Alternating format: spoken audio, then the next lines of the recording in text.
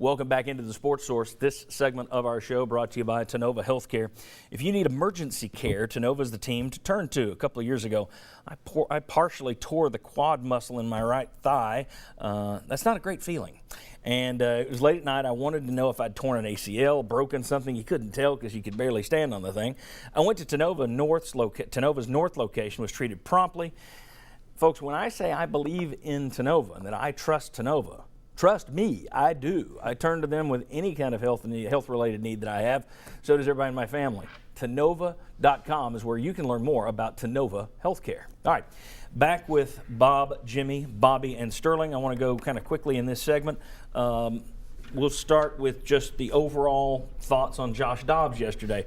5 of 8 for 94 yards, 15-yard touchdown pass to Ethan Wolf. He showed his mobility at times.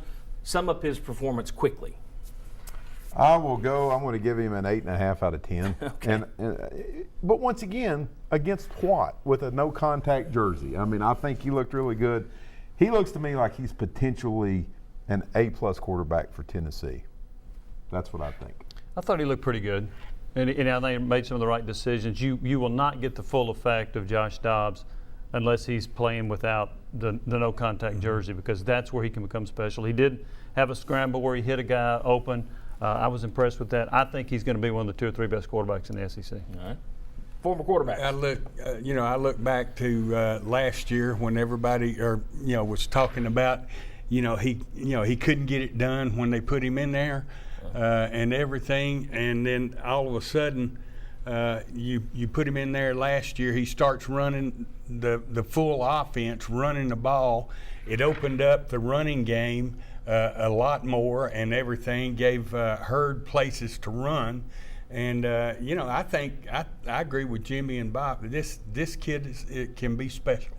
Sterling, I was impressed. I know you were impressed with the very end of the first half there where they put all the pressure on him. You got to go out there and score more points than Quentin Dormady. I don't know if you noticed it.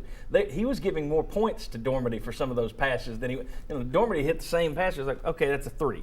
And then Dobbs hit it 1. So he ramped it up, but he went out there and performed under that pressure. And it was incredible. He welcomed it. Yeah. That's what you want out of your quarterback. I think what Coach DeBoer and Coach Sheridan is doing with him, along with Coach Jones, is incredible. We've got a guy that could be special at the quarterback position here at Tennessee. I think he showed some of that yesterday during the halftime competition. Okay. After they threw that, what I liked about it is he went over there and kind of gigged Coach Jones about it. Yeah. Put pressure on me. That's what I like, you know. He certainly, in terms of leadership on this team, he certainly seems to be embracing that, which is good.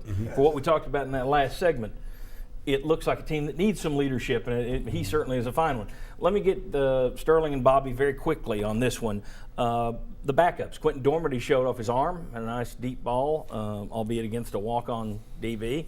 Juwan Jennings took off. It's non-contact, but he took off like a blaze. He flashed it. He was full contact, John P. Was he not in a great jersey? I thought he was wide green, open. but he was still live. Okay. He was Yeah, that's wide right. open. They did tackle. That's They right. had to You're stop and look and see if they saw that 1-7 before they hit him. Here's the thing, though. Thoughts on those guys? Thoughts on the backups? You don't have experience there, but it does look like you've got talent there. There is some talent there, and I think, I think there's enough talent that they're going to push Dobbs and make Dobbs a better player. And I'm excited about it, John P., because I remember as a freshman quarterback coming in, I couldn't even recite a play my first few practices. These guys are in early. They got a spring underneath their belt. You've got a whole fall coming up. They're going to be good. What's interesting is you've got Sharon Jones, who's supposedly he's the most hyped of all the freshmen. He's not even on campus yet. And then you've already lined up a commitment from Garantano for next year. So quarterback position, looking like it's starting to build some depth there. I'll ask you two guys very quickly. Jimmy, I'll start with you. Defensive line was makeshift. Hurd was limited. Alvin Kamara, 10 carries, 19 yards, a touchdown. Your thoughts on the run game? Run game wasn't all that productive. Best runs were by the quarterbacks. But and I like Kamara. He didn't do a whole lot. I actually was surprised he had as few yards as he did. And you had a walk-on running back. It was hard to decipher much from the run game. You won't be able to tell much, in my opinion, until August, and then you won't be able to tell everything until you start playing ball games.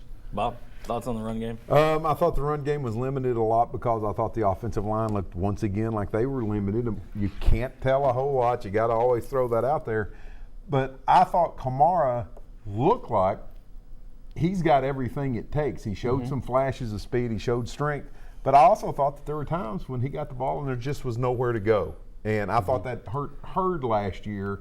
Why is he only running for X? Well, because he's getting hit right at the line of scrimmage. And when you've got a defensive line that isn't at full strength, you would have liked to have seen that offensive line Dominate just a little bit more. have a little bit more of a push going there. Open up They're some not more going to be holes. dominant. They just aren't. You know, and I've been. They're I push don't- and shove, but they're not going to be dominant. And I just wonder again. My hope was that for Tennessee's sake, if they were going to take a step forward on that line, they needed some of the guys from last year to step forward. If you're going back and starting 3 or 4 new guys, in a lot of ways, it's like starting from ground zero again. Yep. So, and right now you've got a lot of new starters out there. So we'll see how the offensive line comes together. When we come back, we're through with spring practice now. Which areas of the team are concerns?